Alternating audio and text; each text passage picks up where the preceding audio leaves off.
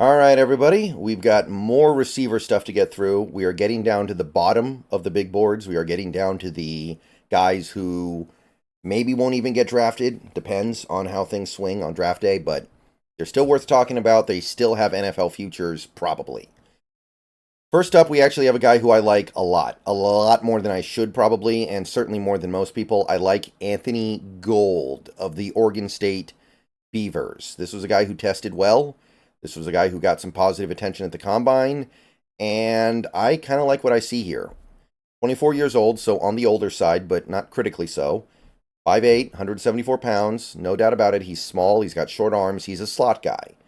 But he is a slot guy who is bringing a ton of things to the table that actually excite me. And this is what I'm talking about. There are slot guys everywhere. There are a billion guys out there who can just go out there, line up in the slot, get free releases all day, get open over the middle, make catches, and then do some shifty stuff after the catch. What can you do to impress me beyond that? Well, Gould has sub 4.4 speed.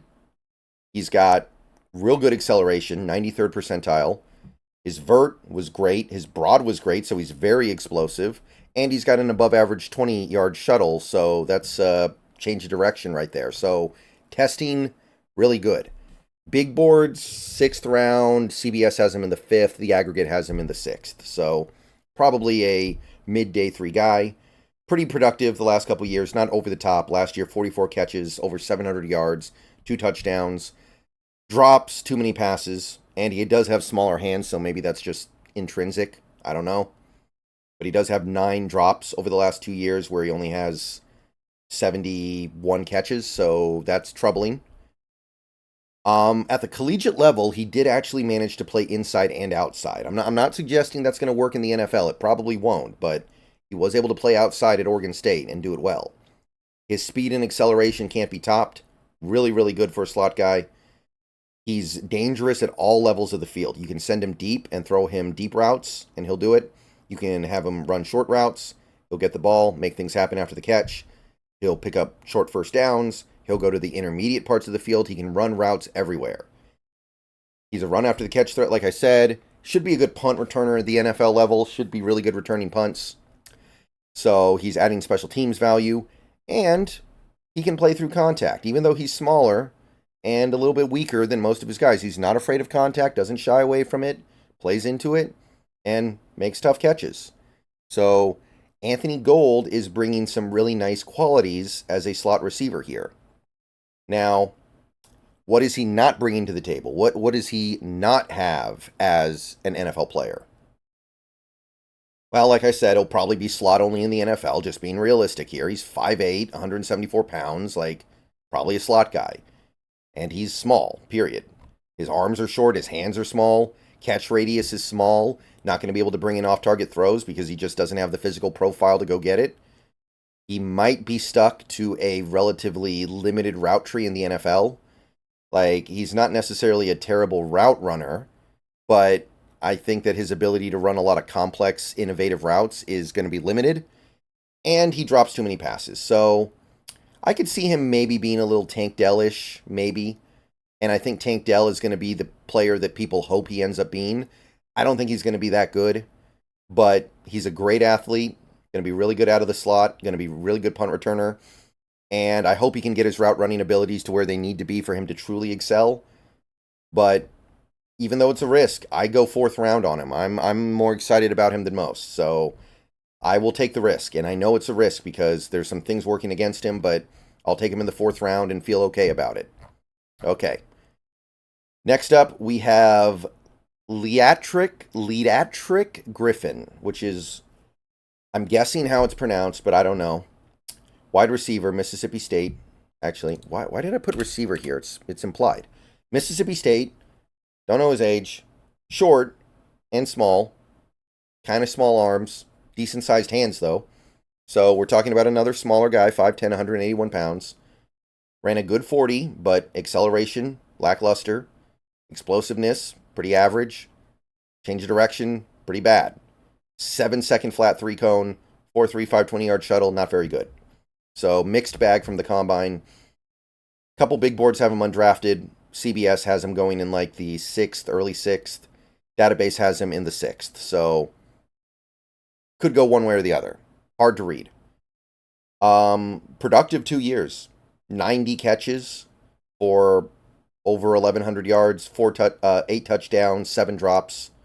Pretty decent production for Mississippi State.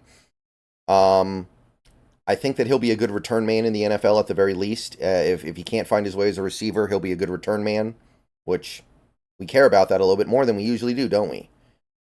He finds good ways to generate extra yards in open space. You get him in open space, he can make guys miss. He can race people to the boundary. He can win with angles. There are some things he can do in the open field that I like. He should be able to run good routes because he has the athletic profile of somebody who can snap off routes cleanly and snap off his breaks cleanly. And he should be a good route runner if he can put in the work.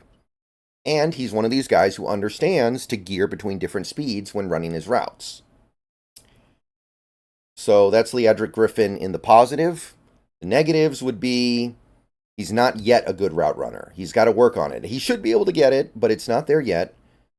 His physicality is not very good. And if you play physically with him, you're going to throw him off. And if you're physical with him at the catch point, he's not going to make the catch very often. A lot of mental errors in his game, like focus drops and poorly run routes. It seems like there's a bit of a mental lapse with him. And Griffin was somebody who was expected to be a really good athlete, and that's what he would make his calling card going into the draft. These testing numbers are actually pretty forgettable for somebody who was supposed to test really well. So that was disappointing. He's not as athletic as advertised if the testing numbers are to be believed. And he's a work in progress. Like, he's probably not going to be ready to play NFL football anytime soon because he's not there as a route runner, can't handle physicality, and he makes all these mental mistakes. So, not really feeling much value here. 6th rounder at best. Maybe a 7th rounder. Not too excited about this one. Not much to get excited about. Maybe he's a guy who just ends up as a good returner and that's it. And there's a place for that, but I think if you have a good return man, you'd hope he'd be able to do something else at an even mediocre level, even if it's just like trick plays. So that's Lideatrick Griffin of Mississippi State. All right. Next up, Jordan Whittington of the Texas Longhorns, another Texas receiver. So he was part of that loaded offense, filled with talent over the last several years. Absolutely loaded. Got to the playoff last year. 24 years old, 6'1", 205 pounds, so NFL caliber size. 30 3/8-inch arms, 10-inch hands. Only bench press. That's all he did at the combine, and it was good. PFF and ESPN have him in the 7th. CBS has him undrafted. Database has him in the 7th. So, borderline draft pick. Pretty productive the last 2 years, honestly. Especially with who he's been behind. Only 2 touchdowns, but 92 catches, 6 drops. 1,150 yards. It's not bad, right? Remember, not only is he competing with Xavier Worthy and Adonai Mitchell, last year he was competing with Bijan. Last year he was competing with Roschon. And then there's Tavion Sanders. Now there's Jonathan Brooks. You're competing with so many really good guys at Texas. So he knows how to use his size to win physical battles. Not afraid of physicality. He's somebody who can take contact and keep going. Somebody who can make a play through contact. So he doesn't shy away from the physicality of the game. And I like his route running. He's another one of these guys who knows how to fake out a defender with his routes to gain leverage and gain some nice separation. He's a good blocker. He can spring run plays with his blocking. And he's got pretty good hands, right? 92 catches, 6 drops, that works. Especially this late in the draft. You're going to find guys who have much higher drop rates than that for sure. So, pretty good. Now, I don't think he'll be able to handle outside work in the NFL. He's got the shorter arms, so he's probably slot only. And there's no shortage of slot only guys, so we don't need another one, really. He doesn't have speed or burst, so defenders can just cheat up on him and trust that he won't be able to do anything about it, and he usually can't. Doesn't really have those NFL traits you're looking for as a receiver. His movement skills are not very fluid, so route running is a little bit of a struggle overall. I like his misdirection, like I said, but he's not a fluid mover, so building separation's tough in that regard. And, of course, he just never really had a big college production, although, again, I think that's totally understandable. So it seems like he wants to be good, but physically lacks the firepower. There's a reason why he didn't do much at the combine, because he knew it was going to look bad. So I don't know if this guy's going to make the NFL. If I had to guess, I'd say maybe he's worth a 7th round pick. But I'm leaning UDFA on Jordan Whittington. I don't think he should be drafted. I think that you should be looking at him as a UDFA camp body who maybe can surprise you. There's a little bit of value here. It's not all bad, but Jordan Whittington, not enough for me to believe he's going to make it at the NFL level. All right, so that's it for this video. We're getting to the end here. We're almost done with these receivers. Great class, awesome stuff, but it's coming to an end soon. So let me know what you think of these guys. Come back with 3 more guys a little bit later today, and then we're done. We can move on to another position. And I know that a lot of Seahawks fans aren't really into this position because it's not an area the Seahawks are likely to address.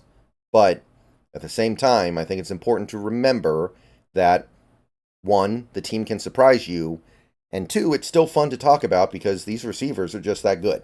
All right, catch you guys later. Go Hawks.